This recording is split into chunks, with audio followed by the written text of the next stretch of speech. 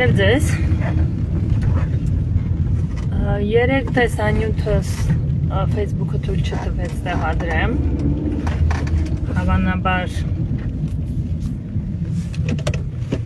շատ երկար էր, 14 րոպե էր, մի խոսքով չստացվեց տեղադրել, դրա համար այսօր զարմանում եմ ուղիղ եթերով և ում վրա եմ զարմանում, զարմանում եմ Հայաստանի Հանրապետության ազգային անվտանգության ծառայության աշխատակիցների վրա, այն աշխատակիցների, ովքեր հայ են և ներկայացնում են Հայաստանի Հանրապետության ԱԱԾ-ն, որպեսզի ամեն անգամ երկար ազգային անվտանգության ծառայություն չասեմ, ասեմ ԱԱԾ, բայց հիշեցնում եմ, խոսքը գնում է ոչ թե Թուրքիո, ոչ թե Ադրբեջանի, ոչ թե Ռուսաստանի անվտանգության ծառայությունների, այլ Հայաստանի Հանրապետության ազգային անվտանգության ծառայության մասին։ Իրականում ես միշտ եմ մտածել, ամեն դեպքում այդպես հավատացել եմ, որ ԱԱԾ-ն կոչված է, ԱԱԾ աշխատակիցները կոչված են ծառայելու Հայաստանի Հանրապետության պետականության պաշտպանությանը և հայ ազգի անվտանգության պաշտպանությանը։ Բայց իհարկե վերջին գրեթե 10 տարվա մեջ ինձ մոտ լուրջ կասկածներ են առաջանում, ու առավելապես 7 տարվա մեջ, բայց այն դրանից առաջ էլ ինձ մոտ շատ լուրջ կասկածներ են առաջացել, որ ՀՀԱԾ-ն ընդհանրապես կապ ունի Հայաստանի Հանրապետության պետական շահի ու հայ ազգի ազգային շահի հետ։ Ինձ մոտ խորապես համոզմունք կա, որ այս կառույցը չի ծառայում Հայաստանին, չի ծառայում հայ ազգին, այլ ծառայում է օտար երկրների, օտար պետությունների շահերին։ Վերջին ամենաթարմ դեպքը հիմա կասեմ, բայց մինչև էլ հիշում եք, որքան է եզդիմ ԱԱԾ, որ տեղներից շարժվեն, հանցագործության մասին որքան հաղորդումներ էի տալիս, մասնավորապես խոսքը գնում էր, այս էլ Ավինյանի խորած խոսերն է, մասնավորապես խոսքը գնում էր պատվաստան թույների մասին, փորձարկումների մասին, օրգանների փոխպատվաստան ապօրինի որոշման մասին, ու էլիլիքը կրթական համակարգի մասին, պաշտպանության բանակում տեղի ունեցող սարսափելի իրադարձությունների մասին, այնքան բաների մասին եմ խոսել տարիներ շարունակ և այդքան բաների մասին եմ ահազանգել, բայց ինձ մեկ անգամ են ընդհանրապես կանչել ազգային անվտանգության ծառայություն, այդ էլ գիտեք ինչի համար, որովհետև ասել էի, որ եթե Հայաստանը կիսվի Ռուսաստանի ու Թուրքիայի միջև, Արմեն Աբազյան ու ինչ-որ տենց բաներ էի գրել, իհարկե ոչ հայհոյանք, ուրեմն ԱԱԾ-ն ոգևորվել ու վրդովել էր միմիայն այդ արտահայտության համար, այսինքն նրանք փաստացին խորին համոզմամբ թքած ունեին բոլոր այն սպառնալիքների վրա, որոնց մասին ես ահազանգում էի, բոլոր այդ ազգի ոչնչացմանը տանող, Հայաստանի Հանրապետության ոչնչացմանը տանող բոլոր սպառնալիքների վրա թքած ունեին և միայն իրենց վիրավորել էր ու անհանգստացրել էր Արմեն Աբազյանի անձին վերաբերող իմ հրապարակումը, հիմնական ճիշտն ասած երկրն էր վերաբերում իմ հրապարակումը, մերսի, երկրի մասնատմանն էր վերաբերում, բայց իրենց այդ փոքրիկ դրվագն էր անհանգստացել, այսինքն ես Աբազյան Արմենի անունը չգրեի և իրեն այսպես չդիմեի, ինձ ոչ էլ կհիշեին ու շատ լավ է, ինչ ա եղել, որ հով լրված են իրենց համար, իրենց ինչպես ասել եմ կերուխու մի օբյեկտ են, ապահովագրությունը ունեն, բարձր աշխատավարձը ունեն, համոզված եմ պարգևավճարները ստանում են, իրենց ապահով են իրենց զգում, հա, այսպես իբրև թե պետական կառույցի ներկայացուցիչներն էլ այստեղ այնտեղ էլ կնստեն քեֆերի ժամանակ ու ուրեմն զինվորի կենաց կխմեն, բայց իրականում այս մարդկանց մենակ Արմեն Աբազյանի անձներ հետաքրքիր եւ փաստացի ստացվում է որ Արմեն Աբազյան, Նիկոլ Փաշինյան, Աննա Հակոբյան տենց մի երկու իշխանությունը զավթածների ուրեմն բան են պաշտպանում։ Նո Աբազյանն նշանակվել է իրանից վերևներն են իշխանությունը զավթել։ Հիմա մայիսի 9-ին Ռուսաստանի Դաշնության մայրաքաղաք Մոսկվայում տեղի ունեցավ շքերթ։ Ընդհանրապես ամեն տարի, երբ որ շքերթ է տեղի ունենում հաղթանակի օրվա կապակցությամբ, այնտեղ ներկայացնում է Հայաստանը, ինչ որ մեր զորքի ներկայացուցիչներ են ներկայացնում։ Գնում են, նստում է նախագահը, մյուս նախագահների կողքին, քայլում է զորքը, զորքի ներկայացուցիչությունը, Հայաստանի դրոշն է ծածանվում։ Մի խոսքով մենք էլ ցույց ենք տալիս եւ իրենք էլ խոստովանում են բոլոր ամբողջ աշխարհը, հատկապես Մոսկվան, որ Հայաստանի հայկական զորքը, հայերը նույնպես մասնակցել են հայրենական մեծ պատերազմին, երկրորդ համաշխարհային պատերազմին, ինչու ոչ, նաեւ Ճապոնիայի ուղղությամբ եւ մենք մեզ լավ ենք զգում այդ պրիզնանիայից, այդ ճանաչումից, այդ շնորհակալությունից։ Ինչ տեղի ունեցավ այս տարի։ Այս տարի Հայաստանի Հանրապետության զորքը ներկայացնող որևէ զորամիավորում չկար Մոսկվայում, չէր գնացել։ Եվ քանի որ այդպես զորքերի ներկայացուցիչները քայլում են այբենական կարգով, եւ ամեն տարի առաջինը եղել է Արմենիան, Հայաստանը, այս տարի առաջինը իհարկե Ադրբեջանն էր, որովհետեւ մենք զորք չէինք ուղարկել։ Բայց ինչ էր տեղի ունենում տրիբունայում, որտեղ նստած էին նախագահները եւ երկրների առաջին դեմքերը։ Տրիբունայում բացակայում էր Իլհամ Ալիևը, բայց այնտեղ ներկա էր Փաշինյան Նիկոլը։ Բայց եթե դու զորք չես ուղարկել, դու ինչ ես գնացել։ Կամ եթե Ալիևը զորք ուղարկել է, ինչու չի գնացել Մոսկվա։ Ես ձեզ ասեմ, որ իհարկե Փաշինյան Նիկոլը Արմենիայի ներկայացուցիչը նստած էր Բելարուսի նախագահ Լուկաշենկոյի կողքին, իսկ այբենական կարգով ԱԲՎԳԴ եւ այլն, ճիշտ է։ Եվ Ադրբեջանի զորամիավորման քայլերթից հետո հաջորդը դա Բելարուսի զորամիավորումն էր,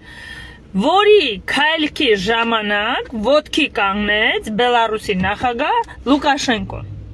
Հիմա ինձ մոտ տրամաբանական հարց է, ու հետո այսպես շարքով, իրար կողքի նստած այդ բոլոր մարդիկ, նախագահները ոտքի կանգնեցին, որովհետև հերթով իրենց երկրների զորամիավորումները քայլում էին Կարմիր հրապարակում։ Ինչ է ստացվում։ Հարցը ինձ մոտ առաջամ, երբ որ Բելարուսի զորքից առաջ քայլում էր Ադրբեջանի զորամիավորումը, այդ ժամանակ ով ոտքի կանգնեց։ Մեզ այդ ժամանակ տրիբունան ցույց չտվեցին։ Մենք չգիտենք այդ ժամանակ տրիբունայում ինչ էր տեղի ունենում։ Բայց ես խորին համոզմունք ունեմ, որ այդ ժամանակ ազերական զորամիավորման քայլքի ժամանակ ոտքի կանգնել Փաշինյան Նիկոլը, որտեղ եւ Փաշինյան Նիկոլը Բելարուսի նախագահից առաջ էր նստած, առաջինը ինքն էր, ծայրայինը, եզրայինը ինքն էր։ Եվ երկրորդը ինքը գնացել էր, բայց հայկական զորամիավորում չէր ներկայացրել,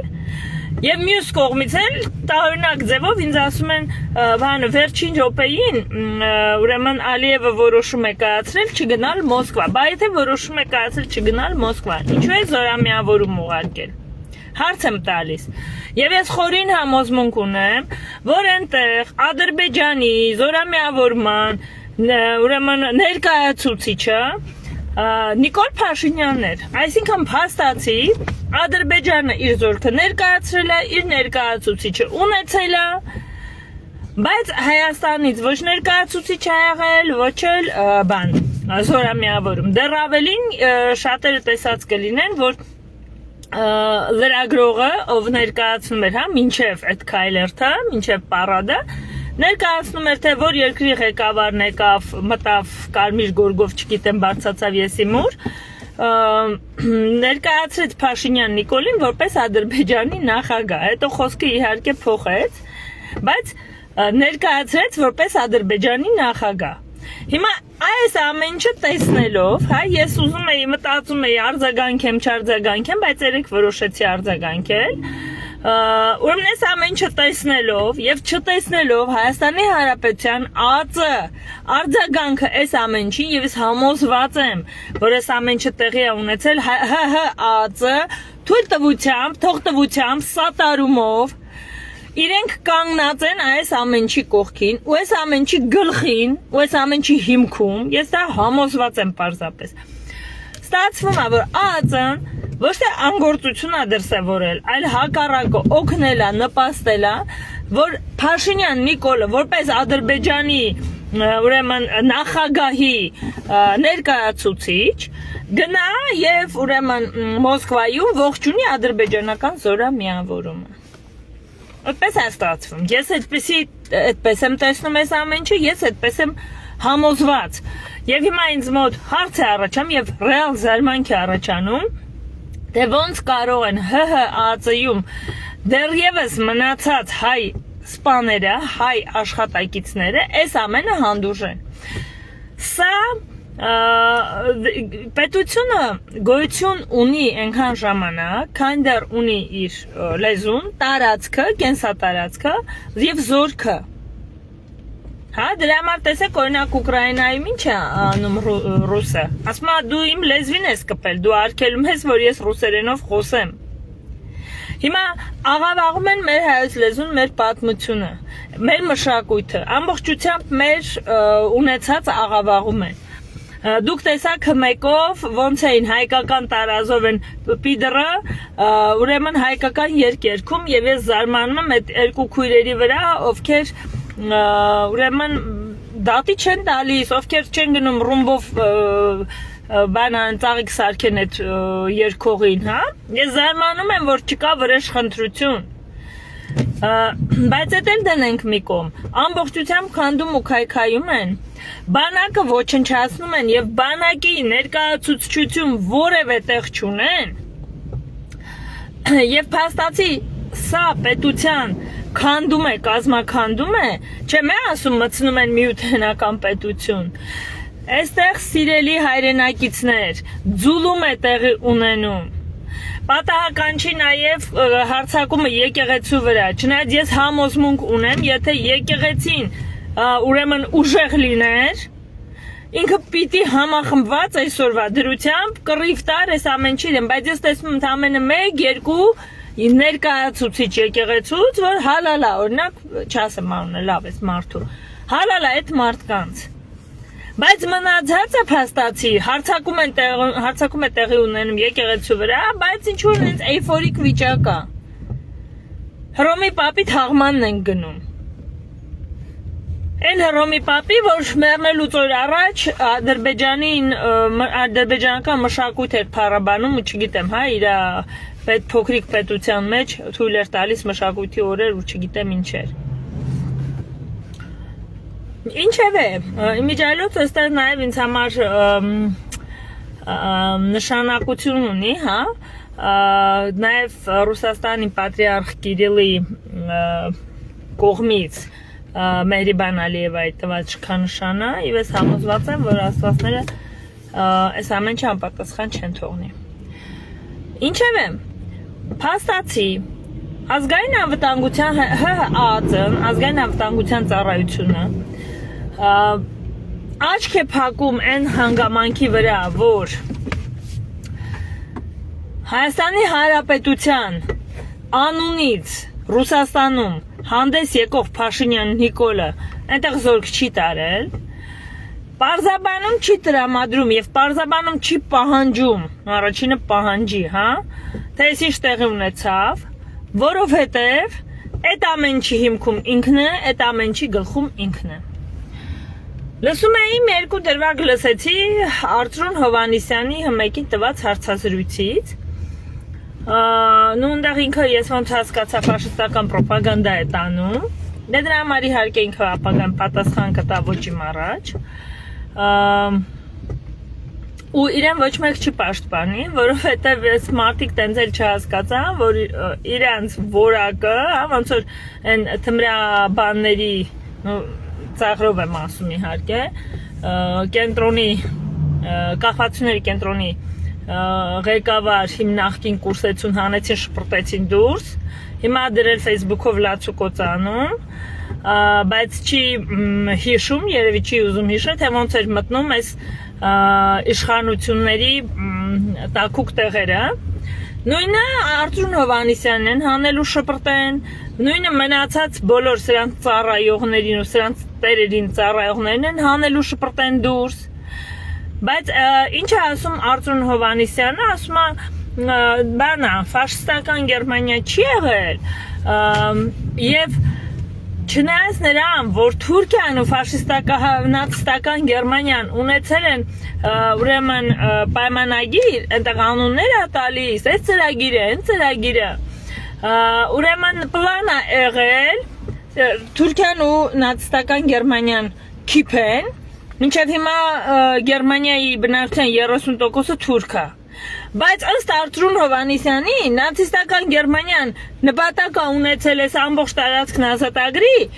իր գործընկեր, չասեմ դաշնակից, հա, չնայած դաշնակից աղ իր գործընկեր Թուրքիային ոչնչացնի,